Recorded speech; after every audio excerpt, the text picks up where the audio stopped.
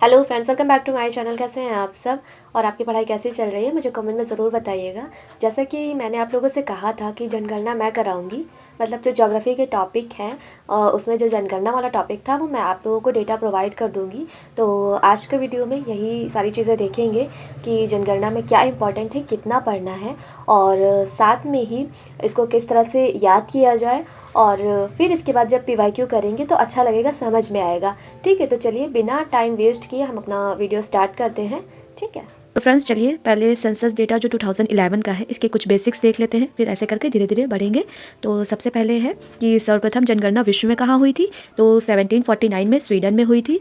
फिर भारत में सबसे पहली जनगणना कब हुई थी, तो ये लॉर्ड मेयो के टाइम पर। ठीक है, ये नाम आता है, इंपॉर्टेंट है, इसको याद रखिएगा।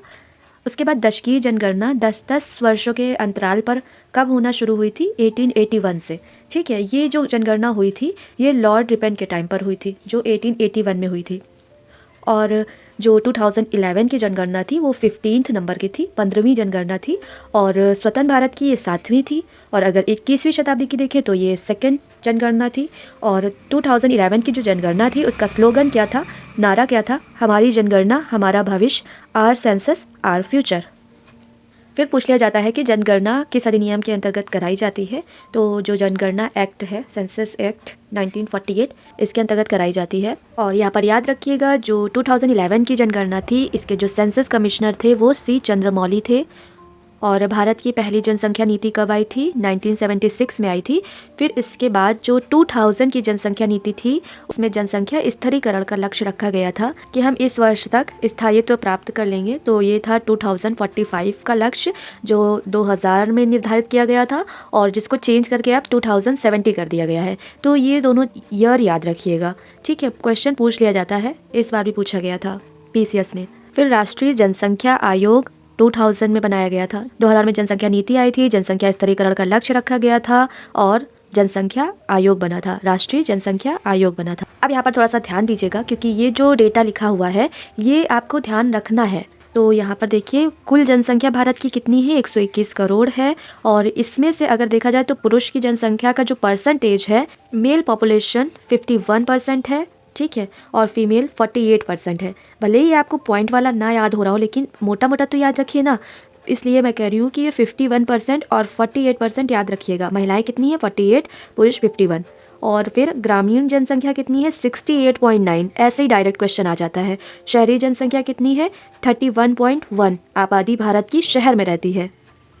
जो दशकीय वृद्धि दर है 2001 से लेकर 11 के बीच में वो 17.7% है। और इसमें से ग्रामीण देखें तो 12.3% है और शहरी दशकीय वृद्धि दर 31.8% है। तो यहाँ पर याद रखिएगा जो 31.1% है ये डेटा और ये डेटा कुछ मिलता जुलता है। ठीक है, तो इसलिए इसको ध्यान रखिएगा। जो 31.1% है ये भारत की कुल जनसंख्या का प्रतिशत है जो कि शहर में रहता है। और यहाँ पर जो ये शहरी लिखा हुआ है ये दशकीय वृद्धि दर है। इसमें ये पता चल रहा है ये जो शहरी जनसंख्या है वो तीव्रता से बढ़ रही है, तेज़ी से बढ़ रही है। जो ग्रामीण जनसंख्या है उसकी बढ़ने की दर क्या है, कम है, लेकिन जो शहरी जनसंख्या है उसकी बढ़ने की दर ज़्यादा है। बस इस तरह से इसको ध्यान रखिए। साक्षरता दर 73% है, जिसमें से पुरुषों की जो साक्षरता दर है वो 80.9 है, महिलाओं की 64.6% है, जिसमें ग्रामीण अगर देखें तो 67.8% है, शहरी 84.1% है। ये डेटा एज इट इज़ आपको भी लिख लेना है, एक बार में नहीं याद होगा लेकिन बार बार जब आप देखते रहेंगे तो वो चीज़ याद हो जाएगी। 1 दिन बाद, 2 दिन बाद, 4 दिन बाद, ऐसे करके फिर वो आंकड़े मतलब हल्के हल्के ध्यान में रहते हैं और जब ऑप्शन सामने आता है तो वो याद आ जाता है। इसलिए घबराने और परेशान होने की ज़रूरत बिल्कुल भी नहीं है। अब इधर कुछ और इंपॉर्टेंट डेटा देख लेते हैं। इसमें लिखा है भारत का जनघनत्व यानी कि पॉपुलेशन डेंसिटी। पॉपुलेशन डेंसिटी होती क्या है, 1 किलोमीटर स्क्वायर के एरिया में जितनी भी जनसंख्या निवास कर रही होती है वो जनघनत्व कहलाता है उस क्षेत्र का। तो ये कितना है, 2011 में 382 है, 382 है, पहले ये 325 था। ठीक है, और फिर लिंगानुपात अगर देखें, सेक्स रेशियो कितना है, 2011 का 943 है, 943 है। ठीक है, 10 बढ़ा है, 933 था इससे पहली वाली जनगणना में 2001 की। तो इसको थोड़ा सा इस तरह से याद रख लीजिए, 10 बढ़ा है यानी पहले कितना होगा, 933 होगा, अब 943 है। भारत का शिशु लिंगानुपात कितना है, 919 है। और शिशु की जनसंख्या कितनी है, कुल जनसंख्या का 13.59% है। इधर भी कुछ डेटा है। सर्वाधिक दशकीय वृद्धि कब देखी गई थी? 1961 से 71 के बीच में 24.8%। फिर 1951 से 1981 के बीच को महाविस्फोटक काल कहा जाता है, क्योंकि इस बीच जनसंख्या वृद्धि बहुत तेज गति से हुई थी इसलिए। और 1921 को महान विभाजक वर्ष बोला जाता है, क्योंकि जो 1911 और 21 के बीच का टाइम था, इसमें जो दशकीय वृद्धि दर थी वो नेगेटिव चली गई थी। फिर उसके बाद 21 में जब बढ़ना स्टार्ट हुई तो इसलिए इसको महान विभाजक वर्ष बोला गया। तो ये कुछ डेटा है, याद रखिएगा। ये आपको कैसे याद रहेगा? जब आपको ये याद रहेगा। अब यहाँ पर स्टेट और यूटी वाइज डेटा देख लेते हैं, जैसे कि जनसंख्या शीर्ष वाले राज्य यानी कि टॉप स्टेट कौन है जहाँ सबसे ज़्यादा जनसंख्या है, तो अपना यूपी, फिर महाराष्ट्र, बिहार, पश्चिम बंगाल। ये सारे मैदानी इलाके हैं, ज़्यादातर यूपी, बिहार, पश्चिम बंगाल गंगा यमुना जैसे नदियों से सिंचित है, इसलिए यहाँ पर कृषि बहुत ज़्यादा होती है, इसलिए पॉपुलेशन भी बहुत ज़्यादा है। ठीक है, और फिर देखते हैं ये जनसंख्या न्यूनतम सबसे कम कहाँ पर है? सिक्किम में है, क्योंकि ये पर्वतीय क्षेत्र है। इतनी मतलब जो जलवायु है वो प्रतिकूल है लोगों के रहने के लिए, इसलिए जनसंख्या भी कम है। कृषि उतनी अच्छी तरह से नहीं हो पाती है। इस तरह से मिज़ोरम भी पर्वतीय क्षेत्र है, और अरुणाचल प्रदेश भी इसी तरह से पर्वतीय क्षेत्र है, बॉर्डर पर है। गोवा छोटा है बहुत ज़्यादा, ठीक है, तो इस वजह से जनसंख्या भी कम है। फिर अब यहाँ पर यूटीज़ में देख लेते हैं कि सबसे ज़्यादा जनसंख्या कहाँ है, तो दिल्ली में सबसे ज़्यादा जनसंख्या है, क्योंकि यहाँ पर क्या है, ये औद्योगिक क्षेत्र है। आसपास के राज्यों से यहाँ पर माइग्रेशन बहुत ज़्यादा होता है, माइग्रेंट बहुत ज़्यादा जाते हैं। फिर उसके बाद पुडुचेरी और चंडीगढ़ आते हैं। जनसंख्या न्यूनतम सबसे ज़्यादा है यूटीज़ में, तो लक्षद्वीप एक द्वीपीय क्षेत्र है, और दूसरी चीज़ यहाँ की जो साक्षरता दर है वो बहुत ज़्यादा है, इस वजह से यहाँ पर जनसंख्या कम है। क्वेश्चन भी इसी तरह से पूछ लेता है कि क्या साक्षरता दर का जनसंख्या के कम होने से सीधा संबंध होता है, प्रत्यक्ष संबंध होता है? तो हाँ, बिल्कुल होता है। इस वजह से यहाँ पर जनसंख्या कम है। दमन दीव, फिर दादर नगर। तो देखिए, इस तरह से कुछ चीज़ें जो फैक्ट हैं, मतलब वो अगर याद रखेंगे ना कि लक्षद्वीप की जनसंख्या कम क्यों है, तो एक आपको याद आ जाएगा। फिर उसके बाद कम से कम तुक्का लगाने लायक तो रहेंगे ना बस, क्योंकि सब किसी को नहीं याद होता है। अब देख लेते हैं दशकीय वृद्धि सबसे ज़्यादा कहाँ हुई। इसका मतलब है सबसे ज़्यादा तो मेघालय में दशकीय वृद्धि बहुत ज़्यादा हुई।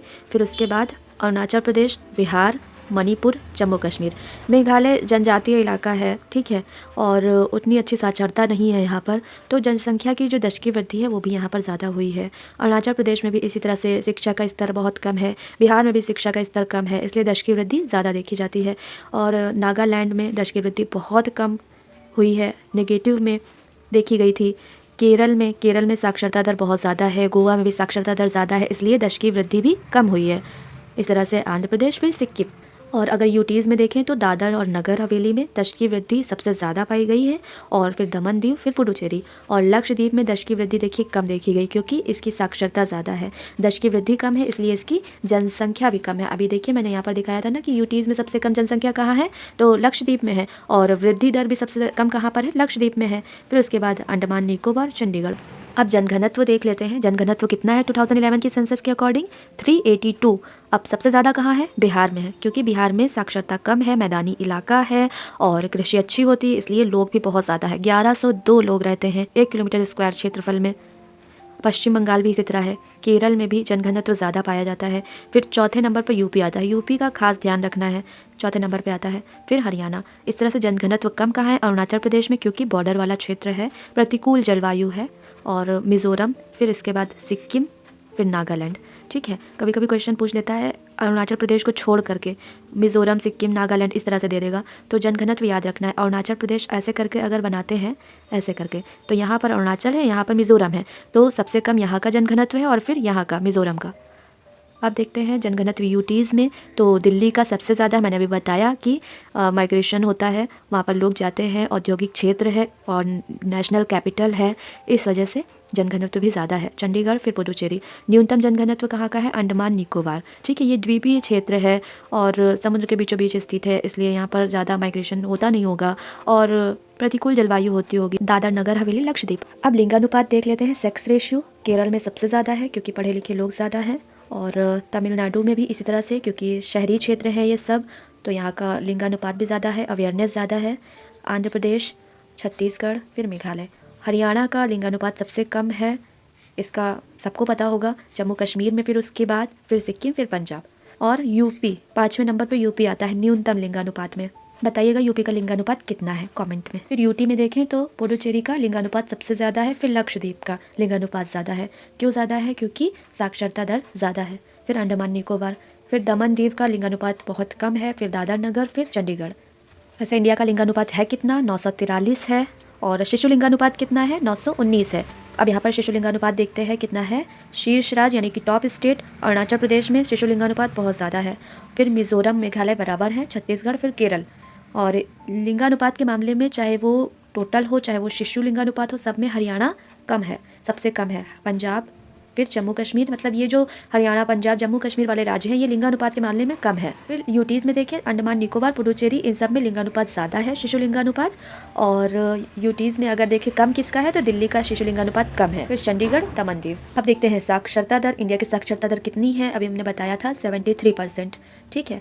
और अब देखते हैं राज्यों में कि टॉप स्टेट कौन है जहाँ की साक्षरता दर अधिक है। केरल की, इसलिए इसका लिंगानुपात भी ज़्यादा है। फिर मिज़ोरम, फिर गोवा, त्रिपुरा और हिमाचल प्रदेश। और सबसे कम साक्षरता दर बिहार की है, फिर अरुणाचल प्रदेश की है, फिर राजस्थान की है, फिर झारखंड, फिर आंध्र प्रदेश। साक्षरता दर यूटीज़ की सबसे ज़्यादा कौन सी है? लक्षद्वीप, इसमें सबसे ज़्यादा है। फिर दमन दीव, फिर अंडमान निकोबार। लक्षद्वीप की साक्षरता दर ज़्यादा है, इसलिए लक्षद्वीप की जो दशकीय वृद्धि दर है वो कम है और जनसंख्या भी कम है। और साक्षरता दर कम कहाँ की है? दादर नगर हवेली, पुडुचेरी, चंडीगढ़ की साक्षरता दर कम है। अब पुरुष साक्षरता देख लेते हैं। केरल, मिज़ोरम, गोवा, त्रिपुरा, ठीक है। ये सेम रहेंगे स्टेट, चाहे वो टोटल वाली बात हो। देखिए टोटल में यहाँ पर केरल, मिज़ोरम, गोवा, त्रिपुरा। और इसी तरह पुरुष में केरल, मिज़ोरम, गोवा, त्रिपुरा। साक्षरता दर शीर्ष वाले राज्य जो है वो सेम है। इसी तरह से साक्षरता दर न्यूनतम कहाँ की है? बिहार की, फिर अरुणाचल प्रदेश। बिहार तो याद ही रहेगा, अरुणाचल प्रदेश याद रहेगा। दो में सेम है, टोटल में और पुरुष वाले में बिहार, अरुणाचल प्रदेश सेम है। और फिर महिला साक्षरता ध्यान देना है। केरल, मिज़ोरम, गोवा, त्रिपुरा, इसमें भी सेम ही है, कॉमन है, ठीक है। लेकिन जो न्यूनतम स्टेट है, न्यूनतम वाले राज्य जिसमें कम है महिला साक्षरता, बिहार सेम है, बिहार तीनों में सेम है, ठीक है। और ये जो सेकेंड आ जाता है वो राजस्थान आ जाता है, ठीक है। अरुणाचल प्रदेश की जगह राजस्थान आ जाता है महिलाओं के मामले में। अब देख लेते हैं ग्रामीण और शहरी जनसंख्या। जितना भी इम्पोर्टेंट था जनसंख्या, जनसंख्या घनत्व और दशकीय वृद्धि, साक्षरता दर, लिंगानुपात, ये हम लोगों ने देख लिया है, ठीक है, जो बेसिक्स हैं जनगणना के। अब देख लेते हैं ग्रामीण और शहरी जनसंख्या। तो जो सबसे ज़्यादा है वो यूपी की है ग्रामीण जनसंख्या, और फिर उसके बाद बिहार और पश्चिम बंगाल वाले राज्य आते हैं। और जो सबसे कम ग्रामीण जनसंख्या कहाँ की है? सिक्किम की है, ठीक है। सिक्किम की जनसंख्या भी सबसे कम है, सिक्किम की ग्रामीण जनसंख्या भी सबसे कम है, सिक्किम की शहरी जनसंख्या भी सबसे कम है। तो जो चीज़ कॉमन है उसको याद रखिए। और फिर इसके बाद मिज़ोरम और गोवा। अगर परसेंटेज में देखें तो हिमाचल प्रदेश ग्रामीण जनसंख्या सबसे ज़्यादा है, फिर बिहार, फिर असम। और परसेंटेज में देखें तो सबसे कम कहाँ की है? गोवा, मिज़ोरम। यहाँ पर ग्रामीण जनसंख्या कम है, इसलिए शहरी जनसंख्या ज़्यादा होगी। यहाँ पर देख लेते हैं शहरी जनसंख्या। महाराष्ट्र, यूपी यहाँ पर सेकेंड नंबर पे है शहरी जनसंख्या के मामले में। ऑप्शन में मतलब आ गया था एक बार आरओ के एग्ज़ाम में ही, अगर आपने पीवाईक्यू देखा होगा तो उसमें ये था कि शहरी जनसंख्या में यूपी प्रथम स्थान पर है, और मतलब उसमें बताना था कि इनमें से कौन गलत है, तो फिर यूपी ही होगा क्योंकि यूपी सेकेंड था। फिर तमिलनाडु, शहरी जनसंख्या ज़्यादा है। महाराष्ट्र, यूपी, तमिलनाडु में ज़्यादा है। और सिक्किम हो गया, यहाँ पर शहरी जनसंख्या भी कम है। और इस तरह से अरुणाचल प्रदेश, नागालैंड। तो कुछ कुछ याद रखना है। अगर यहाँ पर ग्रामीण जनसंख्या की बात करें तो सबसे ज़्यादा यूपी की, फिर बिहार की, ठीक। और अगर शहरी जनसंख्या की बात करें तो सबसे ज़्यादा महाराष्ट्र की, फिर यूपी की, तो यूपी सेकेंड नंबर पर।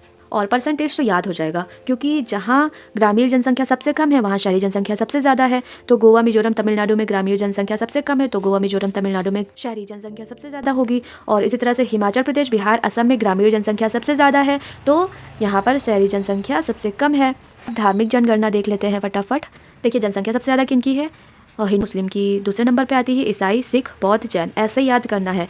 तो पहले देखिए जनसंख्या में हिंदू, मुस्लिम, ईसाई, सिख, बौद्ध, जैन। यहाँ पर क्या चेंज होगा? बस ऊपर का चेंज होगा। दशकीय वृद्धि में मुस्लिम की ज़्यादा है, उसके बाद हिंदू, बाकी सेम रहेगा, ईसाई, सिख, बौद्ध, जैन। दशकीय वृद्धि में साक्षरता दर जैन सबसे ज़्यादा, ये याद रखना है। और लिंगानुपात में ईसाई सबसे ज़्यादा है।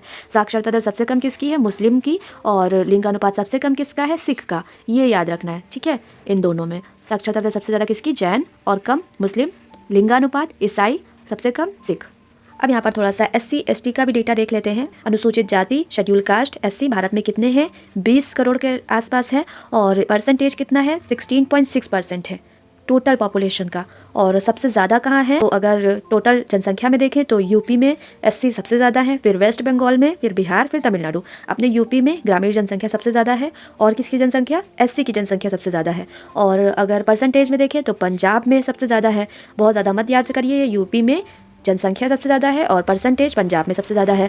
और जनसंख्या और परसेंटेज में सबसे कम कहाँ पर है? मिजोरम में। और अगर देखें तो अरुणाचल प्रदेश, नागालैंड, अंडमान निकोबार और लक्षद्वीप, यहाँ पर SC है ही नहीं। अब ST देख लेते हैं, शेड्यूल ट्राइब अनुसूचित जनजाति का। तो यहाँ पर 10.42 करोड़ यानी लगभग 10 करोड़ के आसपास भारत में ST जनसंख्या है, जो 8.6% है। और अगर यहाँ पर टॉप स्टेट देखें, सबसे ज़्यादा ST कहाँ पर है? तो मध्य प्रदेश में है, ये याद रखना है, और महाराष्ट्र, ये दोनों याद रख लीजिए। और परसेंटेज में लक्षद्वीप में सबसे ज़्यादा है, फिर मिजोरम, ये दोनों याद कर लीजिए। ST नहीं है, कहाँ नहीं है? पुडुचेरी में नहीं है, दिल्ली में, चंडीगढ़, हरियाणा, पंजाब। तो ये था सेंसस पूरा।